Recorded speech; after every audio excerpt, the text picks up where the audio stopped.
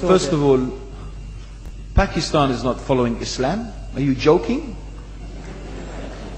I'm saying not Pakistan, we have 90% Muslim. Muslim means follow Islam. But Muslim, what Muslim? What Muslim? I remember 15 years ago, it's not today and I heard it's worse. 15 years ago I remember going to a wedding in Pakistan. A wedding where men and women were mixing freely. Where the bride was dancing on the stage with all the male members of the family dancing on the stage. I'm sure somewhere around, we probably hidden in a corner then, but I hear now it's open, drinking alcohol. What Muslim are we talking about? This was 15 years ago. Now I hear it's even worse. Oh yes, they're Islam. When the bride and the groom are walking to the car, they're holding the Quran over their head for blessing. That Islam? That's not Islam. What Islam is that? That's exactly the thing I'm talking about. That's why the Muslims are in such a mess.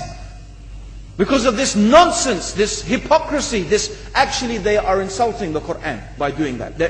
Amongst all of this haram, they think that the Quran, holding it over their head, is going to bless them because they're holding it. What is that? Where did they get this from? So, I don't know what we're talking about. In fact, this is the problem.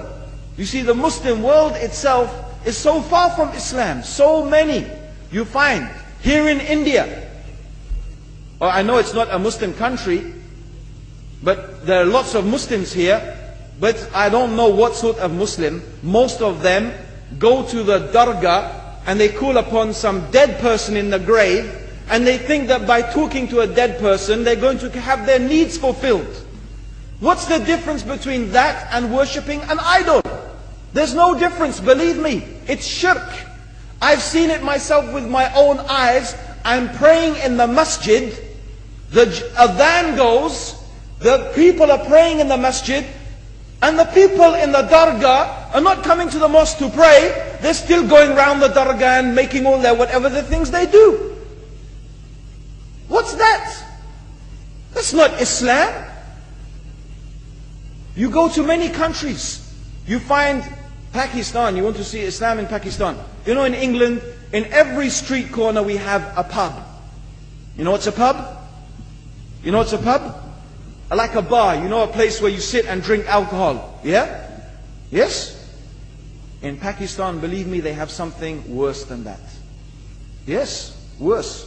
On every street they have a picture of a palm.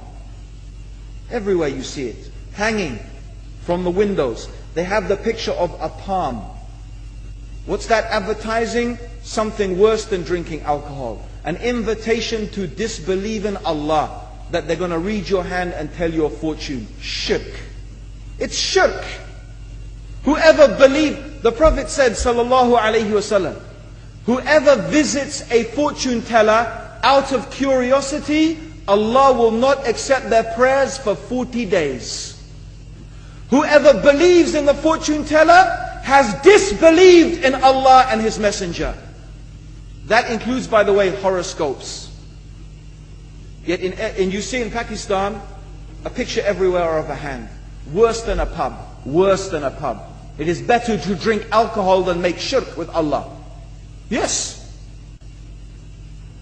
So this is the Muslim countries. You will not find one except they are not doing magic and shirk and kufr.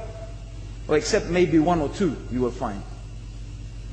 So this is the state of the Muslims. So no wonder we're in the confusion and the chaos. So these are not good examples.